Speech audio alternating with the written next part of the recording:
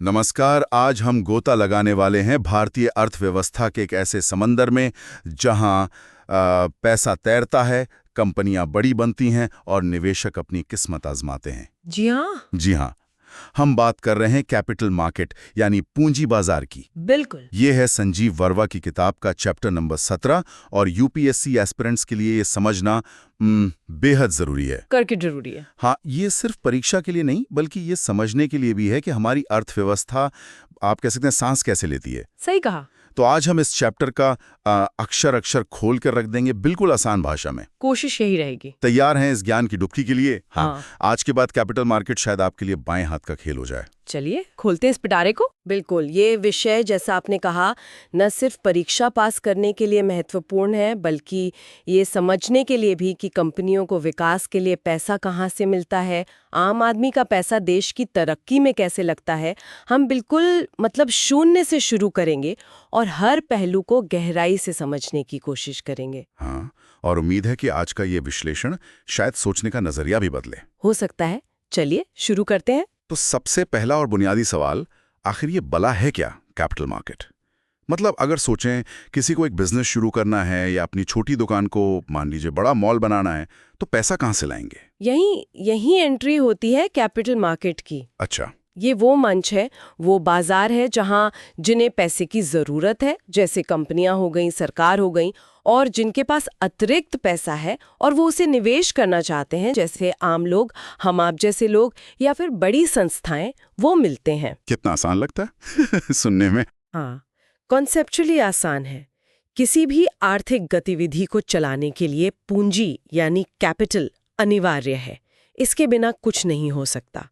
और capital market उद्योगों और दूसरे जो भी उपक्रम हैं, उनको जरूरी तरलता लिक्विडिटी प्रदान करने का एक सक्रिय और सतर्क मैकेनिज्म है। मैकेनिज्म मतलब एक पूरा तंत्र है। बिल्कुल, एक पूरा सिस्टम है। ये एक जरूरत है, कोई विलासिता नहीं है। अर्थव्यवस्था इसके बिना चल नहीं सकती। अच्छा, तो ये जरूरत पूरी कैसे होती है? मतलब कौन कौन से तरीके हैं जिनसे पैसा जुटाया जाता है इस मार्केट में? देखिए, कई तरीके हैं, लेकिन मुख्य रूप से 2-3 पर फोकस करते हैं। सबसे पहला और सबसे आम है शेयर कैपिटल। शेयर कैपिटल, ये तो बहुत सुना है। ये सबसे मजेदार लगता है। आप कंपनी के मालिक बन सकते हैं। हाँ, एक तरह से। शेयर का मतलब है कंपनी की जो कुल पूंजी है उसका एक बहुत छोटा सा हिस्सा, एक यूनिट। एक यूनिट? हाँ, और जिसने ये यूनिट खरीदी वो बन गया शेयर होल्डर, मतलब कंपनी का हिस्से का मालिक। वाह, दोबारा सुनिए दोस्तों। शेयर होल्डर, कंपनी में हिस्सेदारी। जी, आपकी हिस्सेदारी उस अनुपात में होती है जितने शेयर आपके पास है। ठीक है, ये तो हुआ शेयर। दूसरा तरीका क्या है? दूसरा प्रमुख तरीका है डिबेंचर्स। ये शेयर से बिल्कुल अलग है। अलग कैसे? डिबेंचर्स असल में कंपनी द्वारा लिया गया एक दीर्घकालिक उधार है, मतलब लॉन्ग टर्म बोरोड फंड। यहाँ आप कंपनी को पैसा उधार दे रहे हैं, मालिक नहीं बन रहे। अच्छा, तो मैं लेनदार हुआ, मालिक नहीं। बिल्कुल, आप क्रेडिटर हैं, ओनर नहीं। इसकी एक निश्चित परिपक्वता अवधि होती है, एक फिक्स्ड मैच्योरिटी पीरियड, जैसे 5 साल, 10 साल, और इस पर आपको एक निश्चित ब्याज दर यानी फिक्स्ड इंटरेस्ट रेट भी मिलती है। तो इसमें रिस्क कम हुआ शेयर के मुकाबले, क्योंकि ब्याज फिक्स्ड है। सामान्यतः हाँ, क्योंकि आपको ब्याज मिलेगा चाहे कंपनी को मुनाफा हो या ना हो। हालांकि कंपनी की वित्तीय स्थिति मजबूत होनी चाहिए। शेयर में डिविडेंड तभी मिलता है जब कंपनी मुनाफा कमाए और देना चाहे। तो डिबेंचर, दोबारा सुनिए, डिबेंचर उधार का साधन। और फिर बॉन्ड भी होते हैं, बॉन्ड्स, वो डिबेंचर जैसे ही हैं। हाँ, काफी हद तक। बॉन्ड भी एक तरह का डिबेंचर ही है, मतलब लंबे समय का उधार लेने का साधन। लेकिन बॉन्ड शब्द का इस्तेमाल आमतौर पर सरकार या बहुत बड़ी स्थापित कंपनियां जब उधार लेती हैं तो उनके द्वारा जारी किए गए उधार साधनों के लिए होता है। जैसे सरकारी बॉन्ड? बिल्कुल, गवर्नमेंट बॉन्ड्स या G-Secs बहुत आम है। इनमें भी एक निश्चित ब्याज दर और एक निश्चित मैच्योरिटी अवधि होती है, और क्योंकि ये सरकार जारी करती है इसलिए सरकारी बॉन्ड ज्यादा सुरक्षित माने जाते हैं। उनमें डिफॉल्ट का रिस्क लगभग न के बराबर होता है। तो तीसरा हो गया बॉन्ड। ठीक है, शेयर, डिबेंचर, बॉन्ड, और एक चीज और थी, डेरिवेटिव्स। डेरिवेटिव्स, ओहो, ये थोड़ा दिमाग घुमाने वाला लगता है। हाँ, ये थोड़ा जटिल हो सकता है शुरुआत में। डेरिवेटिव असल में एक अनुबंध है, एक कॉन्ट्रैक्ट। किस चीज का? एक ऐसा कॉन्ट्रैक्ट जिसकी कीमत, जिसका मूल्य किसी और चीज पर निर्भर करता है। वो और चीज कहलाती है underlying asset, underlying financial asset. अरे भाई, और आसान भाषा में कोई उदाहरण? जरूर। मान लीजिए गेहूं है। गेहूं एक कमोडिटी है, एक अंडरलाइंग एसेट है।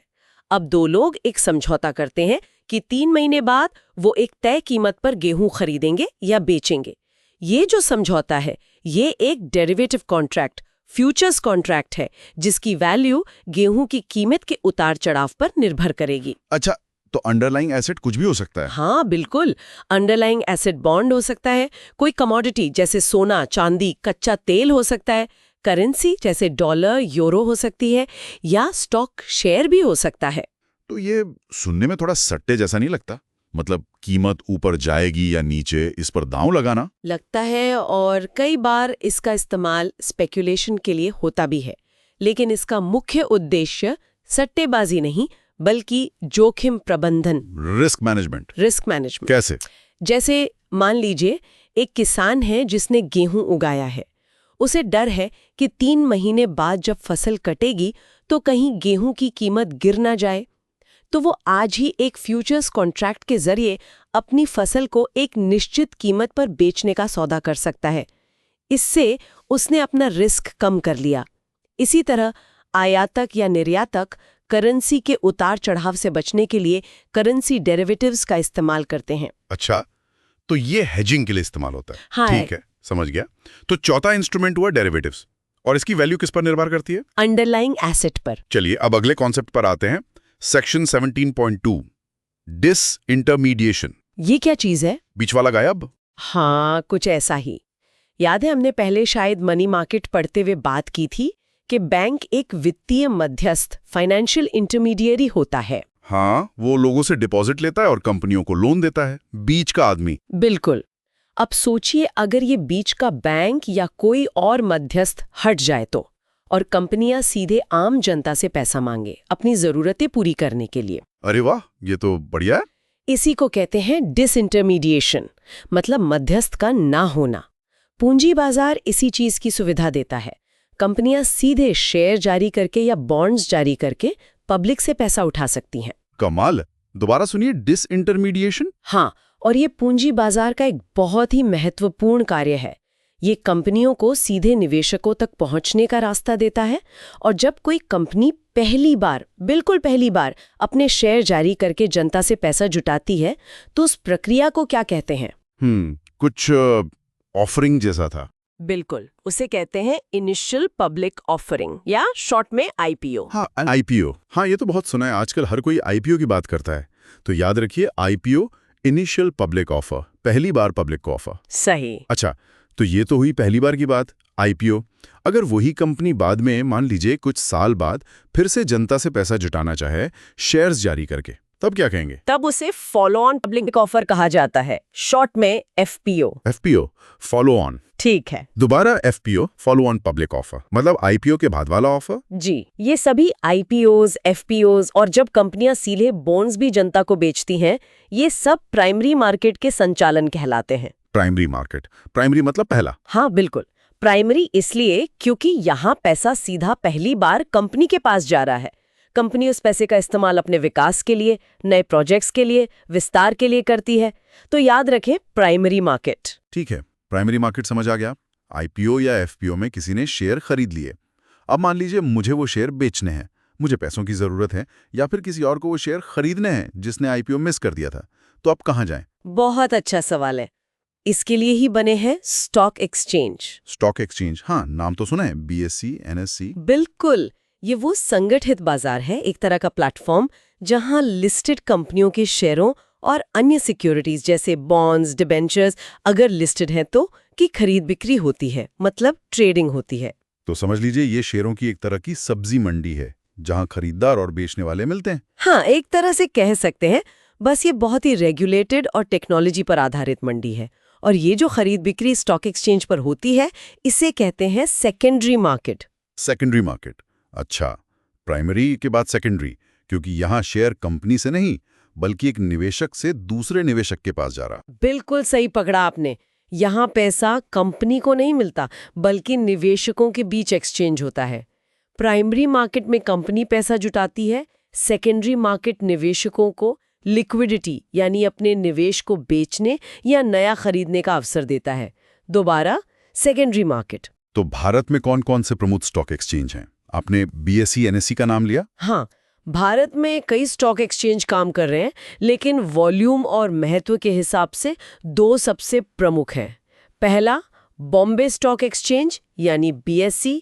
ये न सिर्फ भारत का बल्कि एशिया का सबसे पुराना स्टॉक एक्सचेंज है। सबसे पुराना BSE। दूसरा, नेशनल स्टॉक एक्सचेंज यानी NSE। ये ट्रेडिंग वॉल्यूम के लिहाज से भारत का सबसे बड़ा स्टॉक एक्सचेंज है। सबसे बड़ा NSE। इनके अलावा भी कुछ रीजनल एक्सचेंज हैं, जैसे Calcutta stock exchange, Magadh stock exchange, और हाल ही में गिफ्ट सिटी गुजरात में एक international financial service centre IFSC exchange भी शुरू हुआ है, इंडिया इंटरनेशनल एक्सचेंज। अच्छा, इंडिया INX। हाँ, और ये तो हुए इक्विटी शेयर मार्केट के एक्सचेंज। कमोडिटीज यानी वस्तुओं जैसे सोना, चांदी, तेल, अनाज के लिए अलग एक्सचेंज है, जैसे Indian commodity exchange limited ICEX, multi commodity exchange of India limited MCX और national commodity and derivatives exchange NCDEX। वाह, काफी सारे हैं, पर मुख्य फोकस हमारा BSE और NSE पे रहेगा शायद। हाँ, इक्विटी मार्केट के लिए ये दो ही सबसे महत्वपूर्ण हैं। ठीक है, अब एक और सवाल। इन एक्सचेंजों पर तो हजारों कंपनियां लिस्टेड होंगी। जी हाँ, हजारों। तो रोजाना कौन बैठकर हर कंपनी के शेयर का भाव देखेगा? ये कैसे पता चलेगा कि आज बाजार का मूड कैसा है? मतलब मार्केट ऊपर जा रहा है या नीचे, तेजी में है या मंदी में? बहुत वाजिब सवाल है, और इसका जवाब है इंडेक्स या सूचकांक। इंडेक्स जैसे सेंसेक्स, निफ्टी। बिल्कुल, ये स्टॉक मार्केट का थर्मामीटर है। जैसे थर्मामीटर शरीर का तापमान बताता है, वैसे ही इंडेक्स पूरे बाजार के स्वास्थ्य और कामकाज का एक संकेत देता है। तो ये कैसे काम करता है? इंडेक्स कुछ चुनिंदा शेयरों का एक समूह होता है और उनके मूल्य के आधार पर इंडेक्स की वैल्यू निकाली जाती है। अगर इंडेक्स ऊपर जा रहा है तो माना जाता है कि बाजार में औसतन तेजी है, अगर नीचे जा रहा है तो मंदी का संकेत है। इससे पूरे बाजार के ट्रेंड का अंदाजा लग जाता है, बिना हजारों शेयरों को देखे। और आपने कहा कि इससे देश की अर्थव्यवस्था की दिशा का भी अंदाजा लगता है? हाँ, काफी हद तक, क्योंकि स्टॉक मार्केट में लिस्टेड कंपनियां अर्थव्यवस्था का एक बड़ा हिस्सा होती हैं। अगर उनके शेयर अच्छा प्रदर्शन कर रहे हैं तो ये अक्सर अर्थव्यवस्था में अच्छे सेंटिमेंट या ग्रोथ का संकेत माना जाता है। हालांकि ये हमेशा सीधा संबंध नहीं होता, पर एक महत्वपूर्ण इंडिकेटर जरूर है। तो भारत के कुछ प्रमुख इंडेक्स कौन से हैं? सेंसेक्स और निफ्टी तो हम जानते हैं। हाँ, वही सबसे महत्वपूर्ण है। पहला है BSE सेंसेक्स। सेंसेक्स मतलब सेंसिटिव इंडेक्स। ये BSE का फ्लैगशिप इंडेक्स है। इसमें अलग अलग सेक्टर्स की 30 बड़ी, आर्थिक रूप से मजबूत और स्थापित कंपनियों के शेयर शामिल होते हैं। 30 कंपनियां, ठीक है। कैसे चुनी जाती हैं ये 30 कंपनियां? इनका चुनाव कई कारकों पर आधारित होता है, जैसे उनकी तरलता, लिक्विडिटी, मतलब उनके शेयर आसानी से खरीदे बेचे जा सकते हैं या नहीं, उनकी गहराई, डेप्थ, मतलब कितने खरीदार विक्रेता हमेशा उपलब्ध रहते हैं, और सबसे जरूरी उद्योग प्रतिनिधित्व, इंडस्ट्री रिप्रेजेंटेशन। कोशिश की जाती है कि ये 30 कंपनियां भारतीय अर्थव्यवस्था के अलग अलग प्रमुख क्षेत्रों का प्रतिनिधित्व करें। दोबारा, सेंसेक्स, BSE का इंडेक्स 30 कंपनियां। और दूसरा निफ्टी? दूसरा है NSE निफ्टी। ये NSE का मुख्य इंडेक्स है। निफ्टी मतलब नेशनल 50। इसमें NSE पर लिस्टेड 50 प्रमुख कंपनियों के शेयर होते हैं। 50 कंपनियां, सेंसेक्स में 30, निफ्टी में 50। जी, निफ्टी 50 को भारतीय इक्विटी बाजार के लिए एक बेंचमार्क माना जाता है। मतलब अक्सर म्यूचुअल फंड या अन्य निवेश अपने प्रदर्शन की तुलना निफ्टी 50 से करते हैं। दोबारा निफ्टी, NSE का इंडेक्स 50 कंपनियां। इनके अलावा भी कोई महत्वपूर्ण इंडेक्स हैं? हाँ, कुछ और भी हैं, जैसे कमोडिटीज के लिए हाल ही में ICOMDEX लॉन्च हुआ है। अच्छा। ये भारत की पहली सह ब्रांडेड कमोडिटी इंडेक्स श्रृंखला है, जिसे MCX और NSE ने मिलकर बनाया है। इसमें बेस मेटल्स, बुलियंस, सोना चांदी, कच्चा तेल जैसी कमोडिटीज शामिल हैं। ये कमोडिटी मार्केट के सेंटिमेंट को समझने में मदद करते हैं। ICOMDEX कमोडिटी के लिए। और एक और खास है, क्रिस ईडेक्स ये भारत का पहला सेंटिमेंट इंडेक्स है जो खासकर सूक्ष्म और लघु उद्यमों माइक्रो एंड स्मॉल एंटरप्राइजेज एमएससीज के लिए बनाया गया है। एमएससीज के लिए ये तो अलग है। हाँ, इसे क्रिसिल जो एक रेटिंग एजेंसी है और SIDB small industries development bank of India ने मिलकर विकसित किया है। ये हर तिमाही में एमएससीज के कारोबारी भरोसे यानी बिजनेस सेंटिमेंट को मापता है कि उन्हें अगले कुछ महीनों में अपने बिजनेस को लेकर कैसा महसूस हो रहा है, अच्छा या बुरा। दोबारा CRISIDEX, MSE sentiment index, CRISIL और सिडबी द्वारा। बहुत बढ़िया। तो इंडेक्स हमें बाजार का हाल बताते हैं। अब आते हैं एक बहुत ही महत्वपूर्ण संस्था पर। ये सब जो हो रहा है, आईपीओ, एफपीओ, स्टॉक एक्सचेंज पर ट्रेडिंग, शेयर ऊपर नीचे, इसमें तो गड़बड़ी होने की, फ्रॉड होने की, किसी का पैसा डूबने की बहुत संभावना है। बिल्कुल है। तो कोई देखने वाला, कोई नियम बनाने वाला, कोई सजा देने वाला होना चाहिए ना। एक रेफरी, एक पुलिस। बिल्कुल होना चाहिए और है। हमारे बाजार का रेगुलेटर, रेफरी, पुलिस सब कुछ है। SEBI, securities and exchange board of India. SEBI, हाँ, ये नाम तो एकदम रट लेना चाहिए। सेबी जी, भारतीय प्रतिभूति और विनिमय बोर्ड। इसकी स्थापना 1988 में हुई थी और इसे वैधानिक शक्तियां 1992 में मिली। ये पूरे कैपिटल मार्केट को रेगुलेट करता है, stock exchange, brokers, mutual fund, IPOs, सब कुछ। तो सेबी के मुख्य उद्देश्य क्या हैं? काम क्या करता है ये? यूपीएससी के लिए ये जानना बहुत जरूरी होगा। हाँ, इसके उद्देश्य बहुत स्पष्ट हैं और परीक्षा के लिहाज से अत्यंत महत्वपूर्ण है। पहला और सबसे महत्वपूर्ण उद्देश्य है निवेशकों के हितों की रक्षा करना, प्रोटेक्शन ऑफ इन्वेस्टर्स। जी, और इसी से जुड़े बाकी उद्देश्य निकलते हैं, जैसे फुल डिस्क्लोजर। सेबी ये सुनिश्चित करता है कि जो भी कंपनी प्राइमरी मार्केट में पैसा जुटाने आ रही है, आईपीओ या एफपीओ लेकर, वो अपने बारे में, अपने बिजनेस के बारे में, अपने फाइनेंशियल्स के बारे में और इशू से जुड़े जोखिमों के बारे में पूरी और सच्ची जानकारी पब्लिक को दे। प्रोस्पेक्टस में सब कुछ साफ साफ लिखा हो, कोई छुपा रुस्तम नहीं चलेगा। मतलब पारदर्शिता, ट्रांसपेरेंसी, बिल्कुल, ताकि निवेशक जानकारी के आधार पर फैसला ले सके। दूसरा, उचित मूल्य निर्धारण। सेबी चाहता है कि शेयरों का मूल्य निर्धारण खासकर आईपीओ में एक पारदर्शी तरीके से हो। इसके लिए बुक बिल्डिंग प्रक्रिया को बढ़ावा दिया जाता है। बुक बिल्डिंग, ये क्या होता है? रट्टा नहीं मारना, समझना है। देखिए, बुक बिल्डिंग में कंपनी एक प्राइस रेंज जैसे 100 से 110 रुपए प्रति शेयर बताती है। फिर निवेशक, खासकर बड़े संस्थागत निवेशक QIBs, उस रेंज के अंदर अपनी बोली लगाते हैं कि वो किस कीमत पर कितने शेयर खरीदना चाहेंगे। इन बोलियों के आधार पर मांग का पता चलता है और फिर एक कट ऑफ प्राइस तय होता है जिस पर ज्यादातर निवेशकों को शेयर अलॉट किए जाते हैं। ये बाजार द्वारा मूल्य खोजने का एक तरीका है, न कि सिर्फ कंपनी द्वारा तय किया गया फिक्स्ड प्राइस। अच्छा, तो डिमांड सप्लाई से प्राइस डिस्कवर होता है, ठीक है। Book building. 3, संस्थागत खरीदारों के लिए आरक्षण, रिजर्वेशन फॉर QIBs। सेबी ये भी तय करता है कि आईपीओ एफपीओ में योग्य संस्थागत खरीदारों, क्वालिफाइड इंस्टीट्यूशनल बायर्स, QIBs के लिए शेयरों का कितना हिस्सा आरक्षित रहेगा। QIBs कौन होते हैं? बड़े खिलाड़ी, जैसे म्यूचुअल फंड, बीमा कंपनियां, बैंक्स। बिल्कुल, ये बड़े निवेशक होते हैं जिनके पास रिसर्च करने की क्षमता होती है। सेबी चाहता है कि ये भी इशू में भाग लें ताकि बाजार में स्थिरता आए, तो इनके लिए आरक्षण होता है।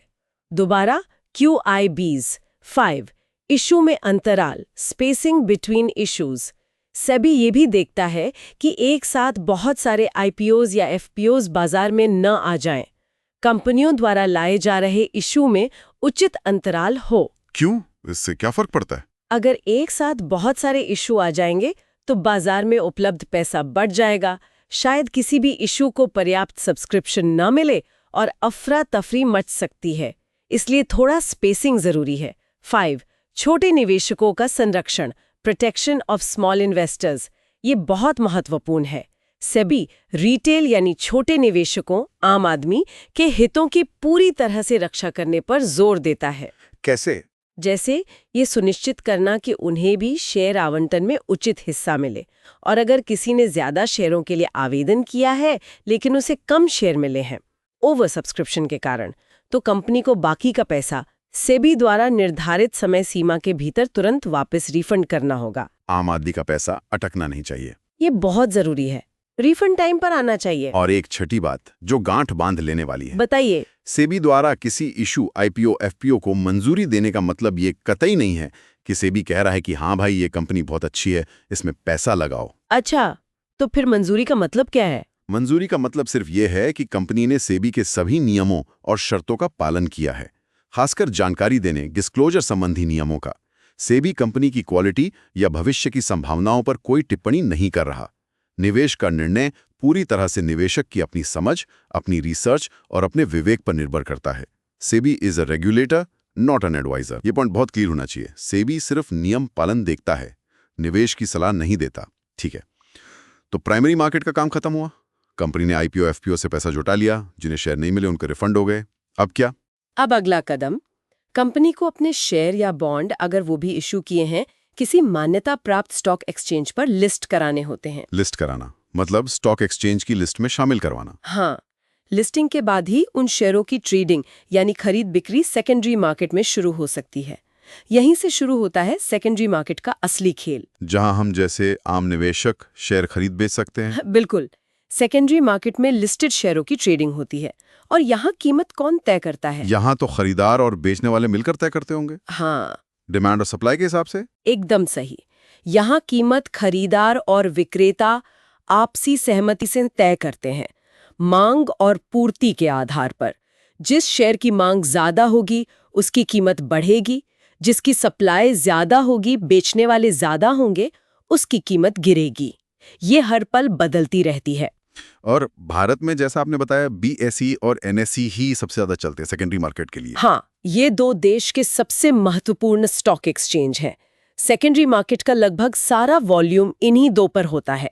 हालांकि एनएसई पर ट्रेडिंग वॉल्यूम, कितने शेयरों की खरीद बिक्री हुई, ज्यादा है, लेकिन बीएसई क्योंकि एशिया का सबसे पुराना स्टॉक एक्सचेंज है और भारत की वित्तीय राजधानी मुंबई में स्थित है, इसलिए इसे अक्सर भारतीय पूंजी बाजार की नब्ज कहा जाता है। नब्ज, nerve centre of the capital market, BSE और इंडेक्स सेंसेक्स निफ्टी यहाँ सेकेंडरी मार्केट में भी काम आते हैं। हाँ, बिल्कुल।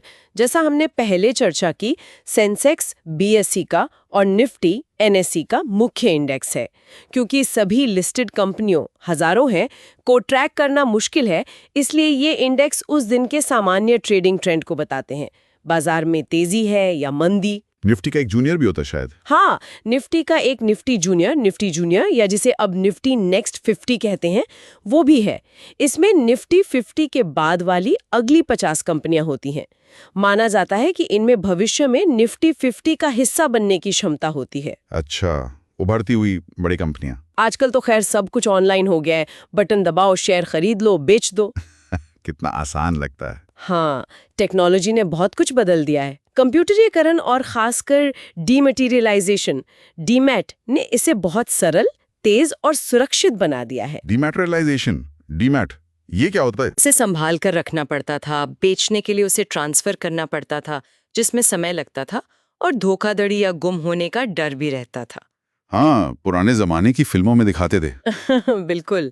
डीमैटेरियलाइजेशन का मतलब है फिजिकल शेयर सर्टिफिकेट को इलेक्ट्रॉनिक रूप में बदलना। अब आपके सारे शेयर आपके डीमैट अकाउंट में इलेक्ट्रॉनिक एंट्री के रूप में रहते हैं, जैसे बैंक अकाउंट में पैसा रहता है। अच्छा, तो अब कोई कागज नहीं मिलता? नहीं, अब सारे शेयर इलेक्ट्रॉनिक फॉर्म में ही ट्रेड होते हैं। इससे खरीद बिक्री तुरंत हो जाती है, T+1 सेटलमेंट, चोरी या गुम होने का डर नहीं, ट्रांसफर आसान है। इसने बाजार की एफिशिएंसी बहुत बढ़ा दी है। दोबारा याद रखें, डीमैटेरियलाइजेशन, डीमैट। इतने सारे सुधार हुए, टेक्नोलॉजी आ गई, सब ऑनलाइन हो गया, फिर भी ऐसा क्यों कहा जाता है कि आम भारतीय अभी भी शेयर बाजार में ज्यादा निवेश नहीं करते? सोना, जमीन, एफडी ही ज्यादा पसंद है। हाँ, ये एक सच्चाई है। इतने सुधारों और पारदर्शिता के बावजूद पूंजी बाजार के बारे में अभी भी काफी हद तक कह सकते हैं अज्ञानता है या शायद डर है। जनता की भागीदारी खासकर डायरेक्ट इक्विटी में बहुत कम है। ज्यादातर ये कुछ चुनिंदा शहरों के, कुछ चुनिंदा मध्यम वर्ग तक ही सीमित है। फाइनेंस का मतलब आज भी लोग बैंकिंग ही समझते हैं ज्यादातर। बिल्कुल, फाइनेंस मतलब बैंक। पारंपरिक निवेश के जो साधन हैं, जैसे सोना खरीदना, जमीन या प्रॉपर्टी में निवेश करना या बैंक में फिक्स डिपॉजिट एफडी करना, ये आज भी आम जनता की पहली पसंद है।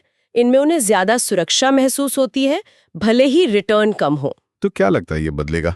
बदल रहा है धीरे धीरे। म्यूचुअल फंड्स के जरिए इनडायरेक्ट भागीदारी बढ़ रही है, युवा पीढ़ी थोड़ी ज्यादा जागरूक हो रही है, लेकिन शायद अभी और समय लगेगा जब पूंजी बाजार भारत में निवेश का एक मुख्य धारा का विकल्प बन पाएगा, जैसा कि पश्चिमी देशों में है।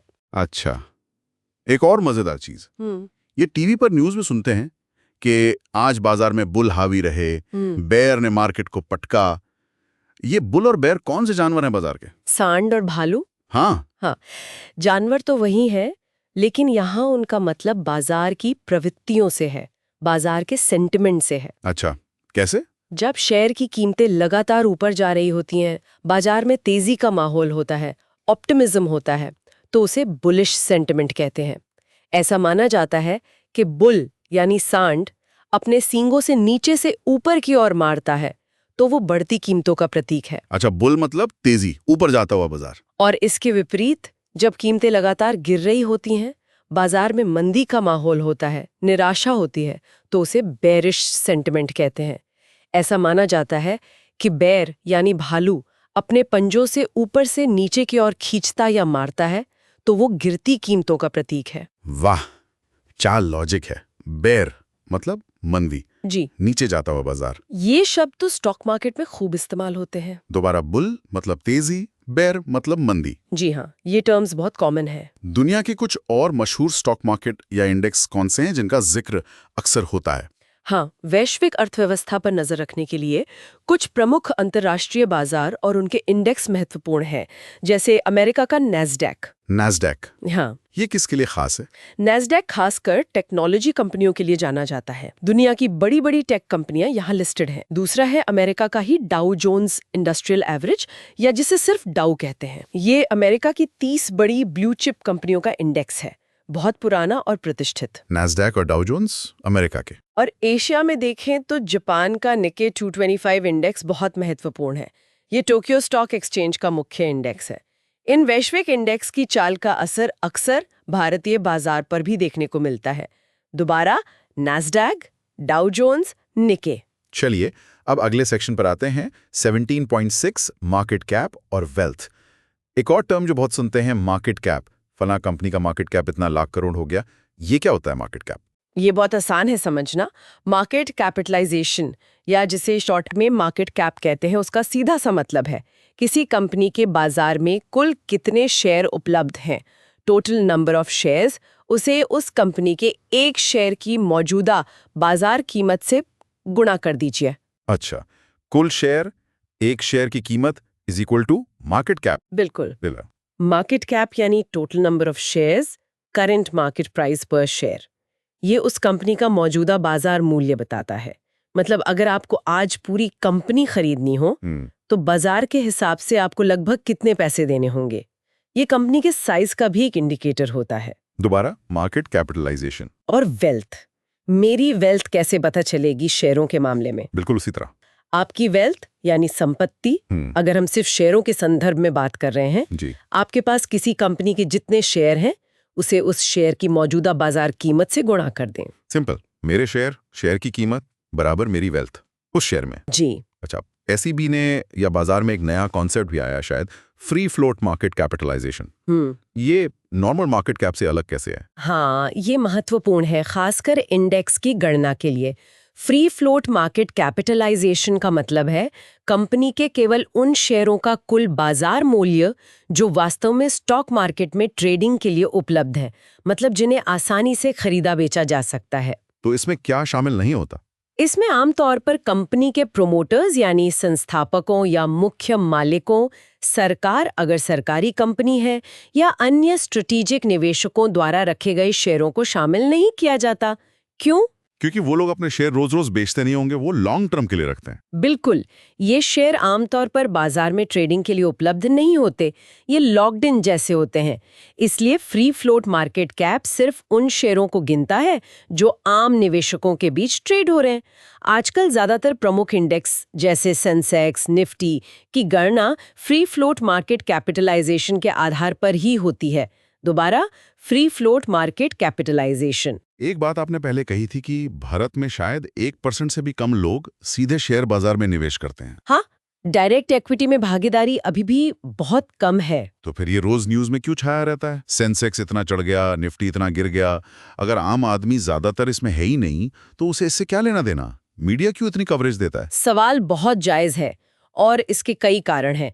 देखिए, भले ही प्रत्यक्ष भागीदारी कम हो, स्टॉक मार्केट की चालें मीडिया में सुर्खियां बटोरती हैं क्योंकि एक, ये देश की अर्थव्यवस्था के सेंटिमेंट का एक बड़ा इंडिकेटर माना जाता है, जैसा हमने पहले बात की।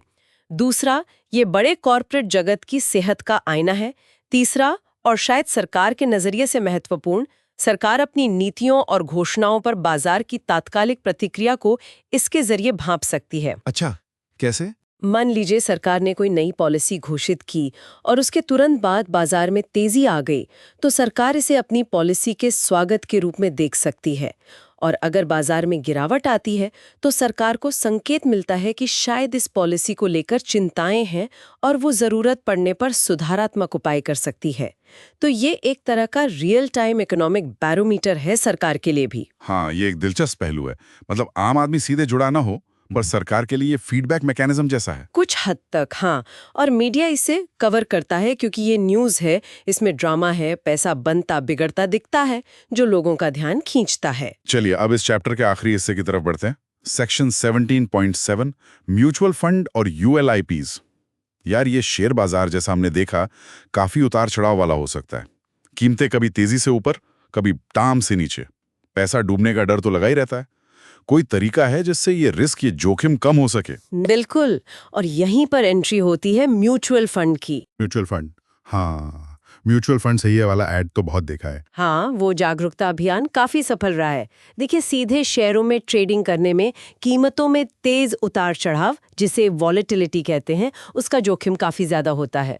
हर किसी के पास न तो रिसर्च करने का समय होता है, न विशेषज्ञता, और न ही शायद उतना जोखिम उठाने की क्षमता, रिस्क एपिटाइट होती है। सही बात है। म्यूचुअल फंड इस जोखिम को साझा करने, पूलिंग ऑफ रिस्क, या निवेशक की जोखिम उठाने की क्षमता के अनुसार उसे कम करने, मिनिमाइज करने का एक तरीका प्रदान करते हैं। तो ये करते क्या है म्यूचुअल फंड वाले? कैसे कम होता है रिस्क? म्यूचुअल फंड चलाने वाली कंपनियां, जिन्हें एसेट मैनेजमेंट कंपनीज AMCs कहते हैं, विशेष संस्थाएं होती हैं।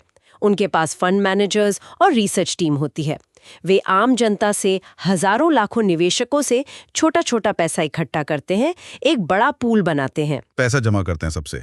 हाँ, और फिर वो फंड मैनेजर और उनकी टीम अपनी रिसर्च, पिछले ट्रेंड्स की विश्लेषण, कंपनी के फंडामेंटल्स, अर्थव्यवस्था की स्थिति आदि के आधार पर उस इकट्ठे हुए पैसे को सोच समझकर विभिन्न निवेश साधनों में लगाते हैं। कहाँ लगाते हैं? ये निर्भर करता है कि म्यूचुअल फंड किस तरह का है। वो पैसा अलग अलग कंपनियों के शेयरों, इक्विटी फंड्स या बॉन्ड्स और डिबेंचर्स, डेट फंड्स, या दोनों के मिश्रण, हाइब्रिड फंड्स या सोने गोल्ड फंड्स आदि में निवेश कर सकते हैं। मकसद होता है निवेशकों के लिए जोखिम को नियंत्रित करते हुए अधिकतम संभव लाभ कमाना। तो मतलब मेरा पैसा एक जगह नहीं, कई जगह लगता है। डाइवर्सिफिकेशन। बिल्कुल, ये म्यूचुअल फंड का एक बड़ा फायदा है। आपका पैसा किसी एक शेयर या बॉन्ड में नहीं, बल्कि कई सारे इंस्ट्रूमेंट्स में बट जाता है। इसे डाइवर्सिफिकेशन कहते हैं। अगर एक दो शेयर खराब प्रदर्शन करते भी हैं, तो बाकियों से उसकी भरपाई होने की संभावना रहती है। इससे रिस्क कम होता है। और इसमें मुझे विकल्प भी मिलते हैं, जैसे मुनाफे का क्या करना है? हाँ, बिल्कुल, निवेशक को कई विकल्प मिलते हैं। जैसे अगर फंड ने मुनाफा कमाया तो आप उसे वापस ले सकते हैं, डिविडेंड पे आउट, या उसे वापस फंड में ही निवेश कर सकते हैं ताकि आपकी यूनिट्स बढ़ जाएं, डिविडेंड री इन्वेस्टमेंट या ग्रोथ ऑप्शन। दोबारा याद रखें, म्यूचुअल फंड जोखिम कम करने और प्रोफेशनल मैनेजमेंट का एक तरीका। तो इसका मतलब ये मान लें कि म्यूचुअल फंड में रिस्क बिल्कुल नहीं है, पैसा डूबेगा ही नहीं? नहीं नहीं, ये एक बहुत बड़ी गलतफहमी है जिसे दूर करना जरूरी है। म्यूचुअल फंड जोखिम को खत्म, एलिमिनेट नहीं करते, बल्कि निवेशक की जोखिम क्षमता और फंड के प्रकार के अनुसार उसे कम करने की कोशिश करते हैं। अच्छा, ये बहुत इंपॉर्टेंट पॉइंट है। हाँ, अगर पूरा शेयर बाजार ही गिर जाएगा तो इक्विटी म्यूचुअल फंड की value, NAV, net asset value, वो भी गिरेगी। हाँ, ये हो सकता है कि वो सीधे एक दो शेयर खरीदने जितनी तेजी से न गिरे, क्योंकि इसमें डाइवर्सिफिकेशन है, लेकिन गिरेगी जरूर। म्यूचुअल फंड निवेश बाजार जोखिमों के अधीन होते हैं। वो एड में भी नीचे फटाफट बोल देते हैं। हाँ, वो तो बहुत तेजी से बोलते हैं। तो मतलब म्यूचुअल फंड भी रिस्की हैं, बस शायद डायरेक्ट इक्विटी से कम। हाँ, सामान्यतः ऐसा कह सकते हैं, खासकर डाइवर्सिफाइड फंड्स के मामले में। भारत में सरकारी संस्थाएं जैसे यूटीआई, जो अब काफी बदल गया है, और बहुत सारी निजी व विदेशी कंपनियां भी म्यूचुअल फंड चलाती हैं। और ये धीरे धीरे मध्यम वर्ग में, खासकर एसआईपी, सिस्टमैटिक इन्वेस्टमेंट प्लान के जरिए काफी लोकप्रिय हो रहे हैं। एसआईपी मतलब हर महीने थोड़ा थोड़ा निवेश करना? जी। ठीक है, म्यूचुअल फंड समझ आ गया। अब एक और चीज़ है जो बहुत सुनने में आती है, खासकर बीमा के एजेंटों से, ULIPs, unit linked insurance plan. ये क्या बला है? हाँ, यूलिप्स पिछले कुछ सालों में म्यूचुअल फंड कंपनियों ने और खासकर बीमा कंपनियों ने निवेश को जीवन बीमा योजनाओं के साथ जोड़ने का एक चलन बढ़ाया है। इन्हीं मिले जुले प्रोडक्ट्स को यूलिप्स कहते हैं। मतलब इसमें बीमा भी है और निवेश भी, इंश्योरेंस कम इन्वेस्टमेंट। हाँ, यही इसका कॉन्सेप्ट है। आपके द्वारा दिए गए प्रीमियम का एक हिस्सा जीवन बीमा कवर के लिए जाता है और बाकी हिस्सा म्यूचुअल फंड जैसी यूनिट्स में निवेश किया जाता है, जिसका मूल्य बाजार के उतार चढ़ाव पर निर्भर करता है। इसकी जरूरत क्यों पड़ी बीमा और निवेश को मिलाने की? देखिए, इसकी एक बड़ी वजह है भारत में जीवन बीमा की बहुत कम पहुंच, जिसे कहते हैं लो पेनिट्रेशन। मतलब बहुत कम लोग बीमा कराते हैं। हाँ, दूसरे विकसित या कई विकासशील देशों की तुलना में भी भारत में लाइफ इंश्योरेंस कवरेज काफी कम है। या तो लोग इसकी जरूरत नहीं समझते या इसके प्रति जागरूकता कम है। पहले तो बीमा मतलब सिर्फ एलआईसी ही था, life insurance corporation of India. हाँ, काफी समय तक 1956 से लेकर सन 2000 तक जीवन बीमा क्षेत्र सरकार नियंत्रित था और एलआईसी एकमात्र संस्था थी, उसकी मोनोपोली थी। लेकिन फिर सरकार ने इस क्षेत्र में सुधार लाने का फैसला किया। एक समिति बनाई गई थी। कौन सी समिति? आर.एन. मल्होत्रा समिति। आर.एन. मल्होत्रा। जी। इस समिति की सिफारिशों के आधार पर बीमा क्षेत्र को निजी, प्राइवेट और विदेशी फॉरेन कंपनियों के लिए खोला गया। इससे कंपटीशन बढ़ा, नए प्रोडक्ट्स आए। अच्छा, अब विदेशी कंपनियों के लिए कोई लिमिट थी? जिसमें विदेशी हिस्सेदारी 26% से ज्यादा नहीं हो सकते थे। हालांकि ये सीमा बाद में बढ़ाई गई है, लेकिन उस समय 26% थी। दोबारा विदेशी इक्विटी कैप 26% शुरुआत में। तो सेक्टर खुल गया, प्राइवेट और विदेशी कंपनियां आ गईं, फिर भी बीमा की पहुंच कम क्यों रही? जैसा मैंने कहा, जागरूकता की कमी एक बड़ा कारण था। लोग बीमा को अक्सर एक खर्चे की तरह देखते थे, निवेश की तरह नहीं। इसी गैप को भरने के लिए और अपना बिजनेस बढ़ाने के लिए बीमा कंपनियों को और कुछ हद तक म्यूचुअल फंड कंपनियों को भी यूलिप एक आकर्षक तरीका लगा। उन्हें लगा कि निवेश का लालच देकर बीमा बेच सकते हैं। हाँ, उन्हें लगा कि देश की जो विशाल अप्रयुक्त क्षमता, अनटैप्ड पोटेंशियल है बीमा बाजार में, उसे आकर्षित करने का एक रास्ता हो सकता है। अगर लोगों को लगता है कि बीमा के साथ साथ उनका पैसा बढ़ेगा भी, तो शायद वो ज्यादा पॉलिसी लेंगे। लोगों की सोच क्या थी बीमा को लेकर, जिसके कारण यूलिप्स आए? आम लोगों का तर्क या कहें कि उनकी इच्छा ये थी कि बीमा पॉलिसी ऐसी होनी चाहिए जो जीवन कवर तो दे ही, साथ में एक ठीक-ठाक सुनिश्चित रिटर्न, रीजनेबल अश्योर्ड रिटर्न भी दे। मतलब पैसा वापस भी मिले और बढ़कर मिले। हाँ, ये तो आम सोच है, एफडी जैसा कुछ। बिल्कुल, लेकिन यहीं पर एक बुनियादी वैचारिक दोष, फंडामेंटल फ्लॉ है, एक गलती है हमारी सोच में। क्या गलती? लोग अक्सर ये समझने में असमर्थ रहे हैं या उन्हें ठीक से समझाया नहीं गया कि जीवन कवर के लिए निवेश और रिटर्न कमाने के लिए म्यूचुअल फंड या अन्य साधनों में निवेश, इन दोनों के उद्देश्य बिल्कुल अलग-अलग हैं। उद्देश्य अलग हैं, थोड़ा और समझाइए इसको। सुरक्षा प्रदान करने के लिए है। ये जीवन की अनिश्चितताओं के खिलाफ एक बचाव है। यहाँ रिटर्न पहली प्राथमिकता नहीं होनी चाहिए, सुरक्षा होनी चाहिए। बात तो सही है। अब देखिए, सभी बीमा कंपनियों के पास शुद्ध बीमा योजनाएं भी होती हैं, जैसे टर्म इंश्योरेंस या पहले जिन्हें एंडाउमेंट पॉलिसीज का एक प्रकार कहते थे। हालांकि आजकल एंडाउमेंट में रिटर्न भी होता है। शुद्ध टर्म इंश्योरेंस में प्रीमियम काफी कम होता है, लेकिन उसमें मैच्योरिटी पे कोई रिटर्न नहीं मिलता, सिवाय बीमा राशि के अगर पॉलिसी अवधि के दौरान मृत्यु हो जाती है। ये सबसे सस्ता और सबसे शुद्ध बीमा होता है।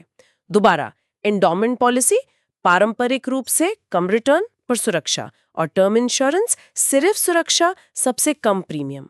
तो लोग ये क्यों नहीं लेते सस्ता भी है? क्योंकि उन्हें लगता है कि प्रीमियम वेस्ट हो गया अगर कुछ नहीं हुआ तो। वो पैसा वापस चाहते हैं, बढ़कर। और वो उम्र वाली बात क्या है? आपने प्रीमियम का जिक्र किया। हाँ, ये एक और बहुत महत्वपूर्ण पहलू है जो लोग अक्सर नहीं समझते या नजरअंदाज कर देते हैं। बीमा का एक सीधा सा नियम है। समान बीमा राशि के लिए, यानी अगर आप 1 करोड़ का कवर लेना चाहते हैं तो जितनी कम उम्र में पॉलिसी लेंगे उतना ही कम प्रीमियम देना होगा, और जितनी अधिक उम्र में लेंगे उतना ही अधिक प्रीमियम देना होगा। Lower the age lower is the premium and higher the age higher is the premium. अच्छा, कम उम्र में सस्ता, ज्यादा उम्र में महंगा, क्यों? क्योंकि कम उम्र में मृत्यु का जोखिम कम होता है और ज्यादा उम्र में जोखिम बढ़ जाता है, इसलिए बीमा कंपनी कम उम्र वाले से कम प्रीमियम लेती है। अगर कोई 25 साल की उम्र में टर्म इंश्योरेंस ले तो उसका प्रीमियम बहुत ही कम होगा, शायद महीने के कुछ 100 रुपए में ही लाखों का कवर मिल जाए। ये तो बहुत जरूरी जानकारी है। हाँ, लेकिन बीमा कंपनियों ने, खासकर जब प्राइवेट सेक्टर खुला, लोगों को इन बुनियादी मुद्दों पर शिक्षित करने पर उतना जोर देने के बजाय उन्हें रिटर्न का आकर्षण दिखाने के लिए जीवन कवर के साथ निवेश को मिलाने का विकल्प चुना, यानी यूलिप्स। तो यूलिप में प्रीमियम ज्यादा होता होगा? बिल्कुल, क्योंकि उसमें बीमा कवर का चार्ज भी है, फंड मैनेजमेंट चार्ज भी है, एडमिनिस्ट्रेशन चार्ज भी है, कई तरह के चार्जेस होते हैं। इसके परिणाम स्वरूप प्रीमियम काफी ज्यादा हो गया, और नतीजा क्या हुआ? अक्सर ना तो निवेशक को म्यूचुअल फंड जैसा अच्छा रिटर्न मिल पाया क्योंकि चार्जेस ज्यादा थे, और ना ही उसे कम प्रीमियम में मिलने वाला एक अच्छा पर्याप्त जीवन बीमा कवर मिल पाया क्योंकि ज्यादा प्रीमियम के कारण लोग शायद कम कवर ही ले पाए। थोड़ी निराशा और गुस्सा, मतलब दोनों दुनियाओं का बेस्ट मिलने की बजाय शायद दोनों का वर्स्ट मिल गया कई मामलों में। ये तो गड़बड़ है, मतलब ना इधर के रहे ना उधर के। और इससे एक और समस्या खड़ी हुई, रेगुलेटरी झगड़े की। रेगुलेटरी झगड़ा? किसके बीच? सेबी और IRDA के बीच। IRDA ये कौन है? IRDA insurance regulatory development authority, अब इसे IRDAI कहते हैं, insurance regulatory and development authority of India. ये भारत में बीमा क्षेत्र का रेगुलेटर है, जैसे SEB कैपिटल मार्केट का है। अच्छा, तो बीमा के लिए IRDA और कैपिटल मार्केट म्यूचुअल फंड के लिए सेबी। तो झगड़ा क्यों हुआ? झगड़ा इसलिए हुआ क्योंकि बीमा कंपनियां यूलिप्स बेच रही थीं। यूलिप का एक हिस्सा म्यूचुअल फंड जैसे यूनिट्स में निवेश हो रहा था। अब बीमा कंपनियां तो IRDA के दायरे में आती थीं, लेकिन म्यूचुअल फंड या यूनिट लिंक्ड निवेश तो सेबी के दायरे में आता है। हाँ, ये तो ओवरलैप हो गया। बिल्कुल, जब बीमा कंपनियां यूलिप के जरिए म्यूचुअल फंड जैसे निवेश कर रही थीं, तो वे तकनीकी रूप से सेबी के रेगुलेशन से बाहर थीं, और IRDA की जिम्मेदारी मुख्य रूप से बीमा व्यवसाय को रेगुलेट करने तक सीमित थी। उनके द्वारा किए जा रहे म्यूचुअल फंड जैसे निवेश पर उसका उतना नियंत्रण या विशेषज्ञता नहीं थी। तो मतलब यूलिप के निवेश वाले हिस्से पर कोई प्रभावी रेगुलेटर नहीं रहा। हाँ, एक तरह की रेगुलेटरी कैप या कंफ्यूजन की स्थिति बन गई। इससे सेबी के लिए उन निवेशकों के हितों की रक्षा करना मुश्किल हो गया जिन्होंने यूलिप्स में निवेश किया था, क्योंकि प्रोडक्ट बीमा कंपनी बेच रही थी जो IRDA के तहत थी। ये काफी बड़ा मुद्दा बन गया था कुछ साल पहले।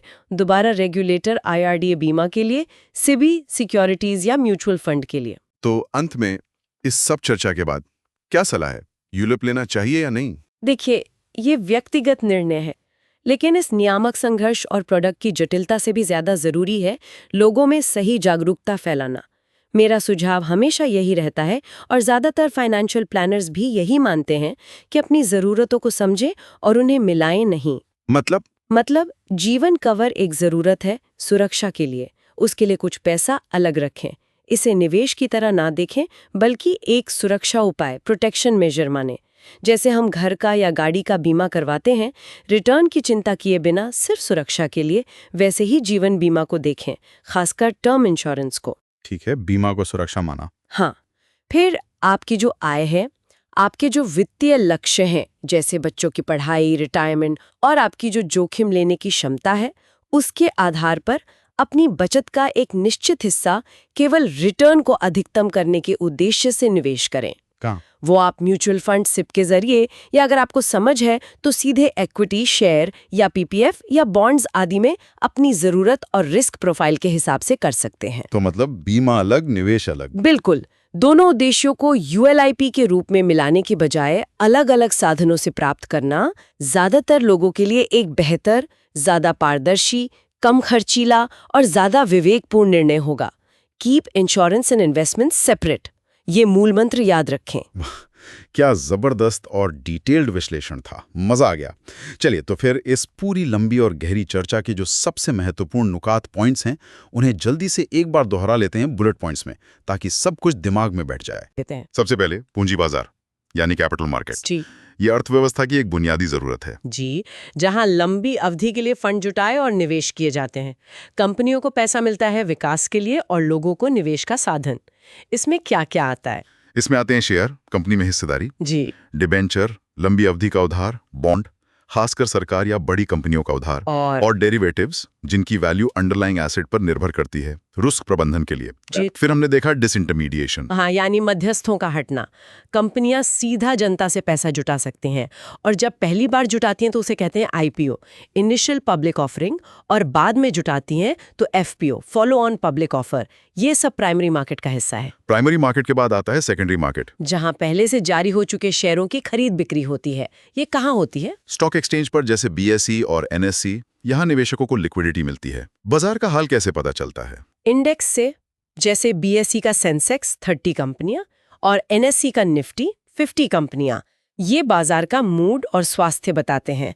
हमने आइकॉमडेक्स, कमोडिटी और क्रिसिडेक्स, एमएससी सेंटिमेंट की भी बात की। और इन सब पर नजर कौन रखता है? रेफरी कौन है? SEBI, securities and exchange board of India, बाजार का रेगुलेटर। इसके मुख्य काम क्या है? निवेशकों का संरक्षण। कैसे? कंप्लीट डिस्क्लोजर, पूरी जानकारी, फेयर प्राइसिंग, उचित मूल्य जैसे बुक बिल्डिंग से, क्यूआईबीज के लिए आरक्षण, इशू में स्पेसिंग, अंतराल, और खासकर रिटेल इन्वेस्टर्स यानी छोटे निवेशकों का संरक्षण जैसे समय पर रिफंड। और सबसे जरूरी बात, सेबी की मंजूरी निवेश की सलाह नहीं है, वो सिर्फ नियम पालन देखता है। फिर हमने देखा मार्केट कैपिटलाइजेशन कंपनी का कुल बाजार मूल्य, कुल शेयर की कीमत, और फ्री फ्लोट मार्केट कैप भी, जिसमें सिर्फ ट्रेडिंग के लिए उपलब्ध शेयर गिने जाते हैं। अगर डायरेक्ट शेयर बाजार का रिस्क ज्यादा लगे तो म्यूचुअल फंड एक विकल्प है। यहाँ पैसा पूल होता है, प्रोफेशनल मैनेजमेंट होता है, डाइवर्सिफिकेशन से जोखिम कम होता है, लेकिन याद रहे जोखिम खत्म नहीं होता। और आखिर में हमने बात की यूलिप्स यानी यूनिट लिंक्ड इंश्योरेंस प्लान्स की। हाँ, जो बीमा और निवेश का कॉम्बिनेशन है। हमने आर.एन. मल्होत्रा समिति 26% एफडीआई कैप शुरुआत में और आईआरडीए की भूमिका भी देखी। लेकिन मुख्य सलाह क्या थी? मुख्य सलाह ये थी कि बीमा, जिसका उद्देश्य सुरक्षा है, और निवेश, जिसका उद्देश्य रिटर्न है, इन दोनों को अलग अलग रखना ज्यादातर लोगों के लिए बेहतर है। Keep insurance and investment separate. बहुत अच्छे से समराइज किया आपने। तो दोस्तों, ये था संजीव वर्मा की किताब के चैप्टर 17 कैपिटल मार्केट का हमारा संपूर्ण चीरफाड़, खास आपके लिए यूपीएससी एस्पिरेंट्स। उम्मीद है अब आपको पूंजी बाजार का हर कोना, हर पहलू ठीक से समझ आ गया होगा। हाँ, ये कॉन्सेप्ट्स थोड़े जटिल लग सकते हैं, लेकिन एक बार समझ आ जाए तो अर्थव्यवस्था को देखने का नजरिया बदल जाता है। बिल्कुल। और ये ज्ञान न सिर्फ आपके जीएस पेपर 3 इकोनॉमी में अच्छे नंबर दिलाने में मदद करेगा, बल्कि आपको एक जानकार निवेशक और एक ज्यादा जागरूक नागरिक भी बनाएगा। फाइनेंस की दुनिया अब आपसे उतनी दूर नहीं लगनी चाहिए। बिल्कुल। इस चर्चा को अगर जरूरत लगे तो एक बार और ध्यान से सुनिए, अपने नोट्स बनाइए, इन अवधारणाओं को, इन कॉन्सेप्ट्स को आत्मसात कीजिए।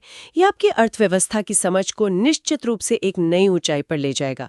याद रखिए, ज्ञान से ही आत्मविश्वास आता है और आत्मविश्वास से ही सफलता मिलती है। और अगर आपको हमारा ये प्रयास, हमारा ये डिटेल्ड एनालिसिस, ये गहरी डुबकी पसंद आई तो please soon low UPSC YouTube channel को अपना प्यार जरूर दें। इस वीडियो को लाइक करें, अपने सभी यूपीएससी एस्पिरेंट दोस्तों के साथ इसे शेयर करें, क्योंकि ज्ञान बांटने से बढ़ता है। जी हाँ, शेयर जरूर करें। आपके मन में कोई भी सवाल हो, कोई शंका हो, या आप इस चर्चा में कुछ जोड़ना चाहते हो तो नीचे कमेंट बॉक्स में जरूर लिखें। हम कोशिश करेंगे जवाब देने की। आपके फीडबैक का इंतजार रहेगा। और हाँ, सबसे जरूरी बात, अगर अभी तक नहीं किया है तो चैनल को सब्सक्राइब करना और वो जो घंटी वाला आइकॉन है, बेल आइकॉन, उसे दबाना बिल्कुल ना भूलें, ताकि आप हमारा कोई भी आने वाला एपिसोड, कोई भी महत्वपूर्ण विश्लेषण मिस ना करें। बिल्कुल। अगली बार फिर मिलेंगे एक नए टॉपिक के और भी गहरे विश्लेषण के साथ। तब तक पढ़ते रहिए, सीखते रहिए और आगे बढ़ते रहिए। जय हिंद। जय हिंद।